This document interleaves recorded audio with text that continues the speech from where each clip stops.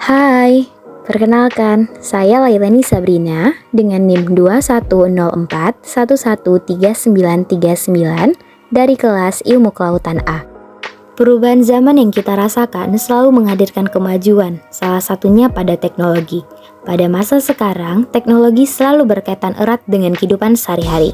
Segala bidang pada kehidupan ini telah diambil alih oleh teknologi. Seperti pada keadaan kita sekarang yang sedang bergulat dengan pandemi COVID-19. Semuanya selalu mengandalkan teknologi, mulai dari sekolah, bekerja, hingga berjualan. Jika kita tidak bisa beradaptasi dengan hal tersebut, maka kita akan tertinggal. Oleh karena itulah, kita harus memiliki suatu kemampuan yang disebut dengan literasi digital. Untuk itu, marilah kita gali lebih dalam mengenai literasi digital melalui video ini.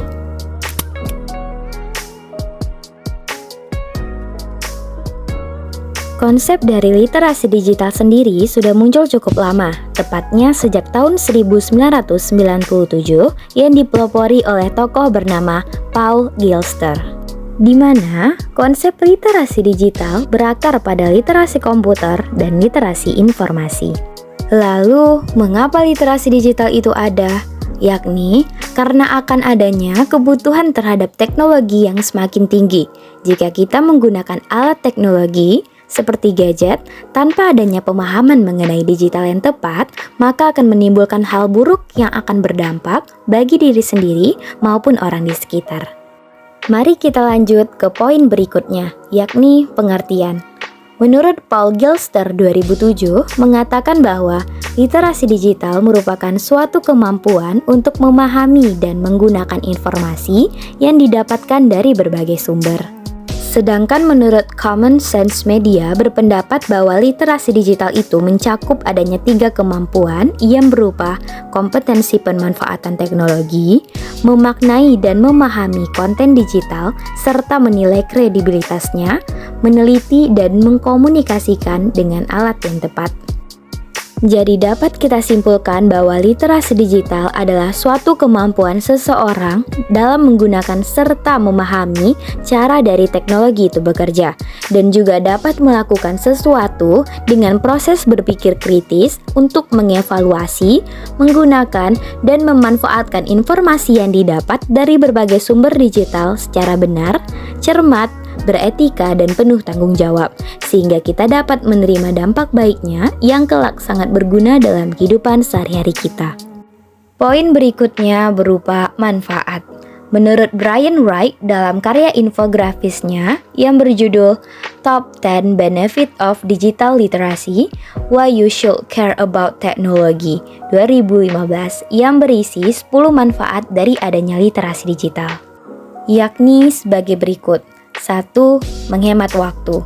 2. Belajar menjadi lebih cepat. 3. Dapat menghemat uang. 4. Membuat kita menjadi lebih aman. 5.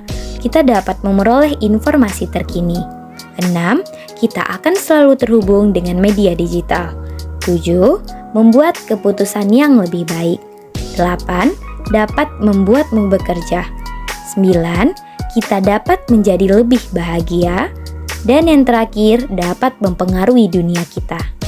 Selanjutnya, kita akan membahas mengenai dampak perkembangan teknologi. Dampak positif. Yang pertama, memudahkan kita untuk mengakses informasi secara aktual dan faktual secara cepat lewat internet. Kedua, membuat kita lebih mudah mendapatkan layanan digital tertentu tanpa antri, misalnya saja saat pesan tiket pesawat dan saat belanja secara online. Ketiga, memungkinkan kita mengakses banyak hiburan lewat platform streaming film atau musik. Dan masih banyak lagi dampak positif dari teknologi yang dapat kita rasakan. Hal positif selalu berdampingan dengan negatif. Sama halnya dengan perkembangan teknologi yang juga memiliki dampak negatif, yaitu yang pertama, memungkinkan beredarnya informasi atau berita bohong. Kedua, ketergantungan terhadap dunia maya sehingga menarik diri dari lingkungan sosial. Ketiga, memungkinkan mudahnya akses pornografi dan konten bajakan. Literasi digital ini juga memiliki tantangan. Apa saja sih tantangannya? Mari kita lihat. Arus informasi yang banyak. Tantangan ini merupakan tantangan yang paling kuat dari literasi digital, karena masyarakat terlalu banyak menerima informasi di saat yang bersamaan. Dalam hal inilah literasi digital berperan, yakni untuk mencari, menemukan, memilah, serta memahami informasi yang benar dan tepat. Selanjutnya berupa konten negatif. Hal ini menjadi salah satu tantangan di era literasi digital ini. Contohnya seperti konten pornografi, isu SARA, dan lainnya. Kemampuan individu dalam mengakses internet, khususnya teknologi informasi dan komunikasi, harus dibarengi dengan literasi digital, sehingga individu bisa mengetahui mana konten yang positif dan bermanfaat, serta mana konten yang negatif. Selanjutnya, mari kita lihat upaya yang dapat dilakukan untuk meningkatkan literasi digital. 1. Peningkatan fasilitas publik yang mendukung literasi digital dapat menyediakan akses internet gratis di berbagai fasilitas publik, sehingga masyarakat terbantu khususnya dalam mencari informasi secara cepat dan efisien. Selain itu, juga dapat memberikan papan rekomendasi website berita yang terjamin kredibilitasnya. Tujuan pemberian fasilitas ini agar masyarakat dapat menambah wawasan terkait dunia teknologi dan informasi komunikasi, mengurangi resiko dari dampak internet yang negatif, dan dapat meningkatkan kemampuan literasi digitalnya. 2. Pengadaan pelatihan dan kegiatan literasi digital di masyarakat. Ada banyak contoh kegiatan, misalnya memperkenalkan aplikasi resmi untuk membaca buku secara gratis dan legal di gadget. Kegiatan ini bertujuan agar masyarakat, khususnya siswa sekolah, menggunakan gadget tidak hanya untuk mengakses media sosial, tetapi juga untuk membaca buku sehingga dapat meningkatkan kemampuan literasinya. Dan yang ketiga adalah sosialisasi penggunaan internet yang benar dan keberadaan UU ITE. Saat ini masih banyak orang-orang yang percaya dan menelan informasi yang mereka dapat secara mentah-mentah tanpa mengecek kebenarannya terlebih dahulu, sehingga mengakibatkan berita yang tidak jelas faktanya menjalar luas kemana-mana. Sehingga perlu dilakukan penyuluhan dan sosialisasi seperti bagaimana cara berselancar di internet yang benar, tips agar terhindar dari informasi yang tidak benar, bagaimana cara mencari informasi yang kredibel di portal-portal berita, etika dalam menggunakan internet, dan masih banyak lagi.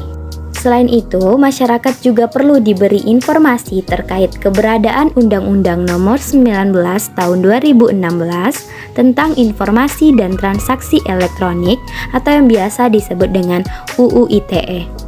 Tujuannya agar lapisan masyarakat dapat memahami hukum yang berlaku di Indonesia terkait penyalahgunaan teknologi dan media digital. Apabila sosialisasi ini rutin dilakukan, tentu dapat menurunkan tingkat keberadaan konten-konten internet yang negatif, seperti berita atau informasi yang tidak jelas, ujaran kebencian, dan paham radikalisme yang sedang marak beredar di internet saat ini. Oleh karena itu, dengan adanya video ini, saya berharap semoga dapat menambah wawasan kita semua, sehingga literasi digital dapat dipahami dengan sebagaimana mestinya, agar tercipta dunia digital yang bijak, serta cerdas sehingga kita dapat menjauhkan diri dari arus negatif pada dunia digital.